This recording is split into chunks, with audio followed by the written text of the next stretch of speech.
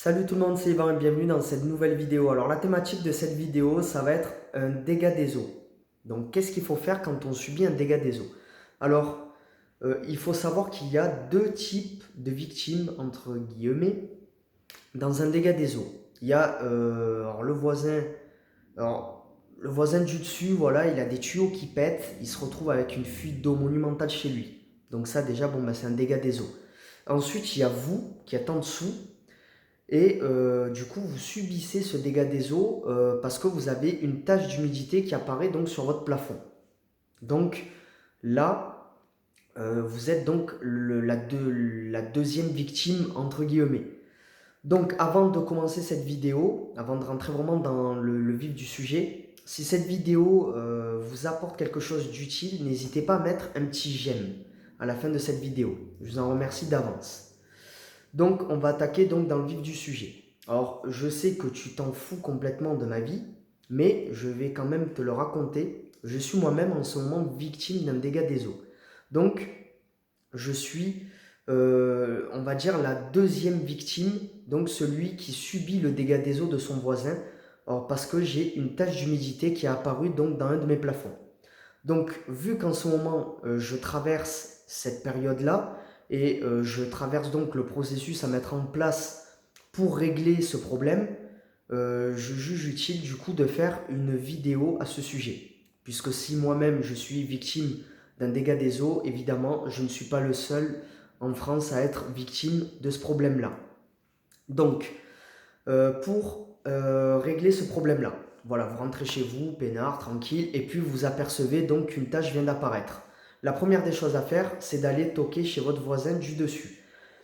Vous lui parlez donc de votre problème. Voilà, vous avez une tâche qui vient d'apparaître sur votre plafond et vous lui demandez du coup, est-ce que récemment il a subi un dégât des eaux? Il se peut que votre voisin ne soit même pas au courant qu'il subisse en ce moment un dégât des eaux. Pourquoi? Il y a des tuyaux un petit peu partout qui passent dans une maison, dans un appartement. Il se peut qu'un tuyau qui passe donc dans le sol ait pété. Pour X ou Y raison, ça après on s'en fout. Le tuyau a pété, de l'eau coule, elle s'est infiltrée, donc maintenant voilà, vous retrouvez vous avec une tache sur votre plafond. Il faut régler le problème le plus rapidement possible. Donc vous doutez bien que si un tuyau dans son sol, donc du coup c'est dans son sol et vous au-dessus de votre plafond, donc à ce niveau-là un tuyau vient de péter, évidemment votre voisin ne va pas être au courant qu'il subit lui-même un dégât des eaux en ce moment même. Donc la première des choses, il faut lui en parler. Alors ça c'était le premier cas de figure. Deuxième cas de figure, il est au courant, voilà, une canalisation a pété, il a vu, bon, lui il a réglé le problème. Malheureusement, il y a eu une énorme flaque d'eau, l'eau s'est infiltrée, et dans ce cas-là, la tâche est apparue. Donc déjà, rien que le fait de parler avec votre voisin, vous allez savoir déjà si la tâche d'humidité, du coup, si la source d'humidité a été traitée ou non. Donc premier cas de figure, le plus simple, votre voisin s'en est aperçu très rapidement et du coup, lui, il a réglé très rapidement le problème. Donc la source d'humidité a été traitée. Dans ce cas-là, vous allez pouvoir vous-même ou faire appel à un professionnel, c'est après c'est à vous de voir, mais vous allez pouvoir régler donc votre problème de tache d'humidité sur le plafond. Donc pour ça, il va falloir faire appel soit à un professionnel donc qui va se déplacer chez vous pour regarder déjà si la tâche peut être traitée ou non. Alors pourquoi une tâche peut être traitée ou non? Ben, tout simplement si elle est humide ou non. Donc si elle est humide, elle ne peut pas encore être traitée. Même si la source d'humidité a été traitée, si votre plafond n'a pas encore séché, si l'eau qu'il y a imbibée dans votre plafond n'a pas encore séché ni s'est évaporée, ben, du coup votre plafond est humide et il faut attendre dans un premier lieu, dans un premier temps plutôt, que votre plafond soit sec. Une fois que votre plafond est sec, à ce moment-là, la tâche peut être traitée. Second cas de figure, votre voisin du coup n'était même pas au courant qu'il subissait lui-même un dégât des eaux. Il va falloir donc appeler chacun de votre côté votre assurance maison. Donc dans le premier cas de figure également. Donc si vous faites appel à un professionnel, il va falloir avertir votre assurance dans tous les cas. Même si vous le faites vous-même, là par exemple dans mon cas personnel, je vais le faire moi-même, puisque je suis peintre, je sais traiter une tache d'humidité, mais il faut quand même que j'en informe mon assurance maison, de manière à ce qu'elle puisse me payer donc le matériel nécessaire pour que je puisse ensuite traiter le matériel, la tâche plutôt, je vais y arriver. Matériel, tâche, je suis en train de me mélanger les pinceaux moi. Hein.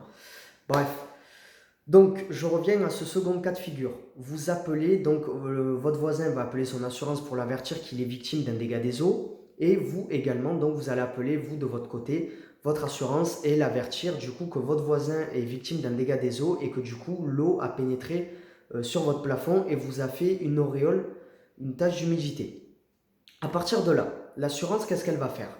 Elle, dans son carnet d'adresses, elle a toutes sortes de professionnels avec elle. Donc, il y a des plombiers, il y a des experts en détection de sources d'humidité, elle a des peintres, etc., etc. Voilà, je ne vais pas vous faire tout le panel, ça serait trop long et chiant pour vous dans cette vidéo.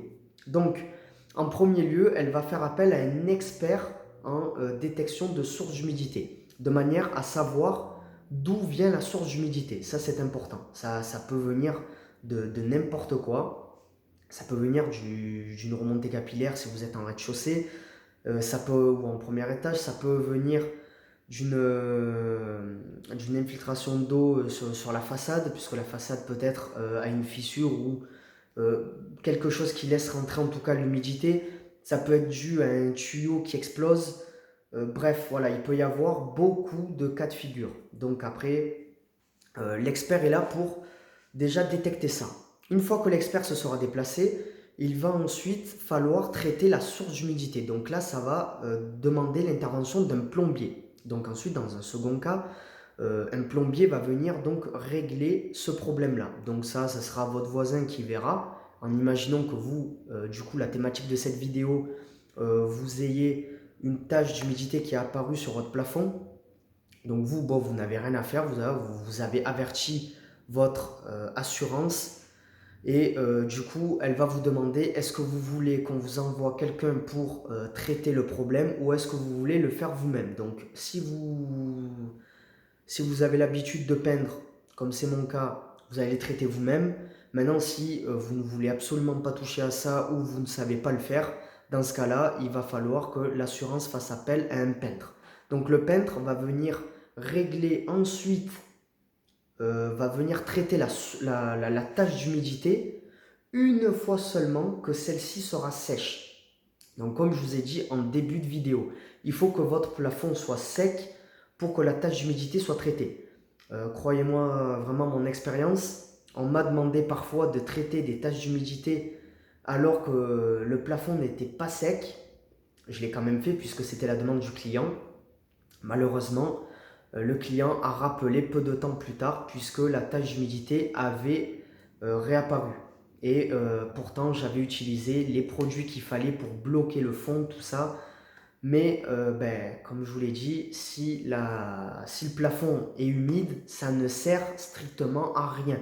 Donc, avant que le peintre vienne, assurez-vous d'abord que votre voisin ait fait le nécessaire pour traiter la source d'humidité. Une fois que c'est fait, à ce moment-là, vous pouvez le faire vous-même ou un professionnel le fait. Prenez d'abord un détecteur d'humidité et vérifiez que votre plafond est bien sec. Vous pouvez déjà le faire à main nue. Donc vous prenez une échelle, vous regardez déjà si votre plafond est sec ou non. Si à main nue il est sec, à ce moment-là, il faudra utiliser le détecteur d'humidité. Lui, il sera beaucoup plus précis que vous. Il saura si c'est le bon moment ou non. Donc, une fois que c'est le bon moment, à ce moment-là, si c'est vous qui traitez le problème, si c'est vous qui voulez traiter le problème, du coup, vous pouvez le faire. Et si vous voulez que ce soit un peintre professionnel qui le fasse pour vous, à ce moment-là, ça sera le moment d'en avertir votre assurance et de lui dire c'est bon, le plafond est sec, vous pouvez envoyer l'équipe de peintres régler ce problème-là. Donc voilà, ça c'était le procédé à suivre donc à ce niveau-là. Maintenant, si vous voulez savoir comment traiter une tache d'humidité, voilà, sachez que je vais faire dans un futur proche des vidéos à ce sujet-là. Donc, dans le cas de figure où vous voulez le régler vous, voilà, il y aura des vidéos dans le futur qui s'ajouteront donc sur cette chaîne et je vous expliquerai vraiment comment faire. Voilà. Donc cette vidéo maintenant touche à sa fin. Si vous avez d'autres projets de peinture qui sont hors sujet de régler un problème de tache d'humidité, je vous invite à regarder dans la description de cette vidéo, il y a une formation offerte et à l'intérieur de cette formation offerte, je vous donne tout simplement le processus qui me permet de réaliser n'importe quel travaux de peinture. Donc voilà, si ça vous intéresse, ça se passe dans la description juste en dessous de cette vidéo. Voilà, donc cette vidéo est maintenant terminée. Je vous remercie de votre attention et à la prochaine. Ciao, ciao.